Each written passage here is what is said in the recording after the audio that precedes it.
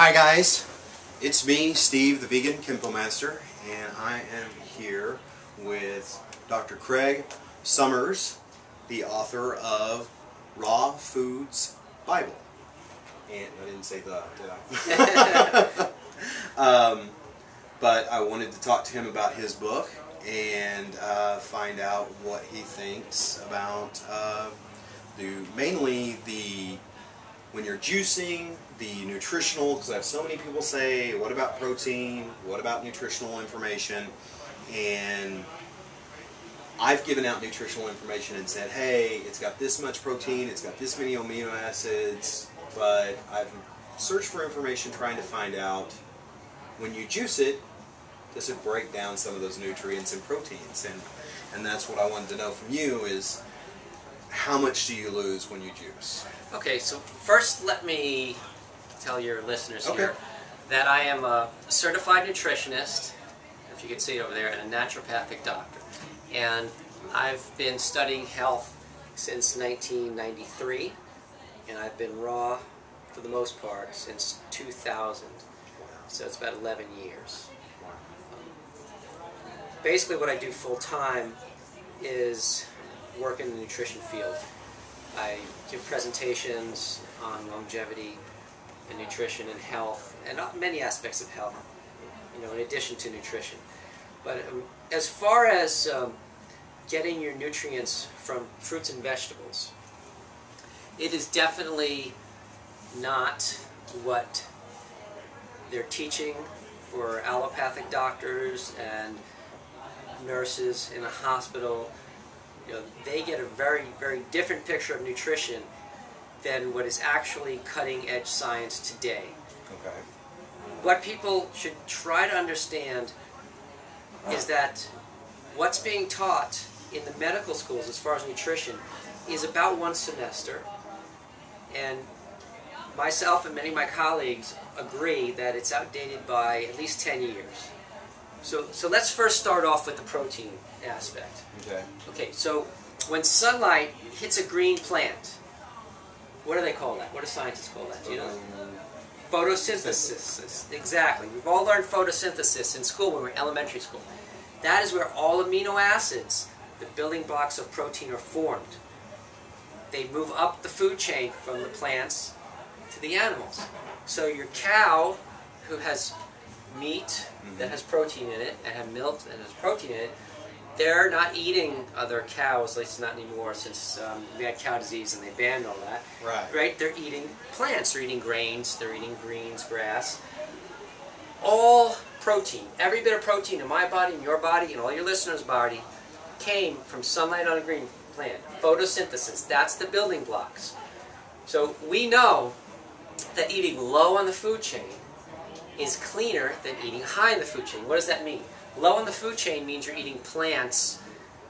When you eat the animals who ate the plants, well, that animal ate a large amount of plants and stored it all up in its tissues. When I say stored it all up, I'm talking about PCBs, dioxins, heavy metals, pesticides, herbicides, other chemicals, antibiotics, all these things that were sprayed on the feed, unless that animal was grazing on organically grown grass. So all those chemicals that are building up in the tissues. In the tissues of a cow. Because a cow can't do a juice fast.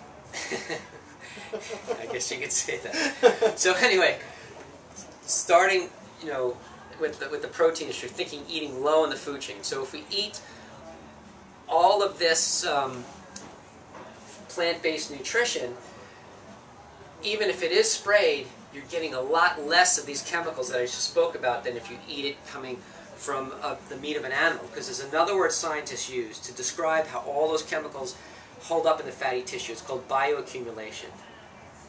So one little piece of meat is going to have massive amounts of chemicals compared to, you know, produce. Produce will have a lot less. Even if it's not organic? Even if it's not organic, there's going to be some sprayed on it. But just think about all that stuff that the cow ate in its lifetime, and those chemicals basically holding up in the fatty tissues of the animals. Oh, okay. So you get it? Yeah, yeah, So absolutely. when people talk about organic, I say the first thing you do if you're still eating meat, that's the most important thing to get organic first.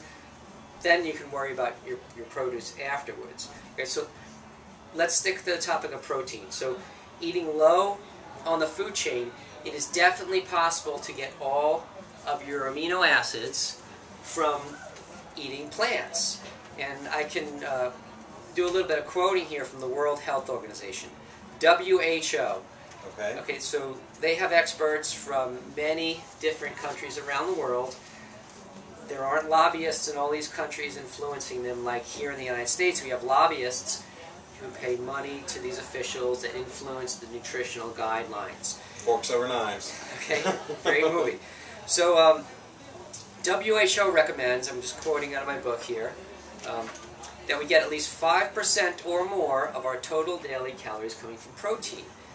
And if you look at the science, 9% of calories in an orange are derived from protein. Zucchini 17%, strawberries 8%, broccoli whopping 42%, cauliflower 31%, corn 13%. Wow. Okay, so it's beating WHO's minimum recommendation of getting at least 5. So we can get all our amino acids from eating a variety of plant foods. The essential amino acids are not an issue. You're eating a variety of plant foods, you're going to get all of your essential amino acids. It's pretty much a non-issue. As far as the cooking process goes, you know, hence the name Raw Foods Bible. If you look to the Max Planck Institute for Nutrition Research in Germany, it's a very prestigious institute. They came out with good scientific evidence that cooking denatures about half the protein in food. Half. So let's say about half. Okay. So you have your piece of steak, you barbecue it or you microwave, whatever you do to it, you fry it. Those nutritional contents, how many grams of protein, cut that number in half. You're only getting half of that out there. So, you know, in the United States now, our government says that we should get, 10% of our calories from protein. And that's really too high. Yeah. But if you're getting with all cooked foods, then you're really only getting 5% anyway, what World Health Organization is talking about. But if you're eating all your foods raw, you're getting all your proteins non-denatured. Denatured protein has been shown to inhibit cell respiration. So all of our cells have a barrier there. Keep talking, I'm going to go check our time. So nutrients go into the cell and waste products go out of the cell. If the nutrients are blocked, the respiration is blocked, nutrients can't get into cells easy, waste products can't get out of the cells easy, the cells become malnourished and toxic. So anyway, bottom line is all of these foods are very easily absorbed and assimilated when they're juiced. So when you juice your green leafies, especially the dark green leafies, those are all loaded with proteins. You're getting amino acids in there. Yes, and some of the amino acids do go out with the fiber when you juice them.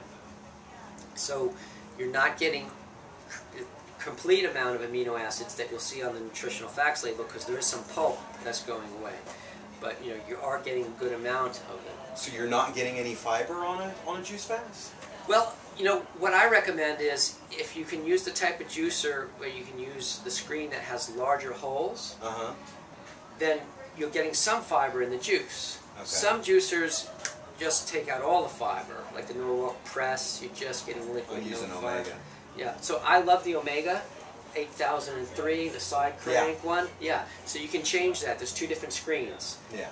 Use the screen that has the larger holes, you'll get some of the fiber through in the juice, and that's great. I just mentioned one more thing as far as cooking and juicing. I'll quote here the Tabor Encyclopedic Medical Dictionary, what they say about vitamin loss in cooking. Okay, Mainstream Medical Dictionary. Vitamin A destroyed by high temperature. Vitamin B1 destroyed by exposure to heat. Vitamin B6 rapidly inactivated in the presence of heat. Folic acid destroyed by heat. Vitamin C easily destroyed by oxidation, lost in cooking. Vitamin E destroyed by heat. And B12 is unstable in hot acid or alkaline solutions, so we lose some of that as well. Yeah, so, I was surprised when I looked up the nutritional values of just what I thought was a healthy meat, 10%, 90-10 ground lean hamburger meat, and there's only like 2.1 mcgs of B12. So it's like, that's not much B12. Why is everybody harping about B12? But that's a whole other video, I bet. You really only need tiny amounts of B12, but one thing I will say is that even if you're eating B12-rich foods, at some point in your life, especially when you grow older, you might lose the ability to absorb the B12 from your food. It's very common. Wow. There are large amounts of elderly people checked into old age homes in a state of confusion. They say, oh, they got dementia or whatever. It turns out it's a freaking B12 deficiency. They're eating the B12, it's going through, but they don't have intrinsic factor, this acid secretion in their stomach to be able to absorb the B12. The test that medical doctors use is a serum blood test, the clear fluid between the cells. 50% accurate, maybe. Okay. So there are much better tests for B12s that the medical doctors for some reason aren't taught in their curriculum, and people like me who learn advanced nutrition are taught this, like something called MMA, methylmalonic acid. It's a urine test. Or SpectraCell Laboratories does a test where they look inside the white blood cells, Okay. which is a very, very accurate test. But just your serum blood test that a regular doctor does for B12 doesn't work. Okay. And real quick, I wanted to ask your opinion of this. One of my videos is talking about muscle and building muscle, and I told my viewers that you need protein, amino acids, and vitamins. Is that fairly accurate, what I said there? Well, you got also mentioned minerals. And minerals. Minerals are extremely important. There's other cofactors in plants, what they call phytonutrients. Yeah. Known, some are unknown. They're still discovering Okay. different nutrients in plants, even as we speak right now. There are people discovering things. So sure, there's. Wow. If you're eating your plant foods uncooked, unprocessed, it's really the best way to get them into your body. Juicing is the best way to get massive amounts of nutrition into your body fast, because you can't possibly eat these huge bowls of produce at every meal, but you can throw them through the juicer and drink them down, no problem. Okay, great. So juicing is... So Craig, real quick, do you have a website? Yes, I do. It's rawfoodsbible.com. Okay. And it's pretty much all-encompassing. It's not just about nutrition, lifestyle issues that are very important, mind-body connection, extremely important, and I do sell different products that can help with the path towards optimum health. Okay. And you are on YouTube, right? I have a YouTube station. If you go to my website, right at the top, it'll be a link to click there, but my YouTube station is Gentle Earthman 1. All right. Awesome. Well, thank you, sir. Thank you. It's been a pleasure meeting you. It's been great here at the Barefoot Market. So, thanks, guys. Thank you, Craig. Thank you.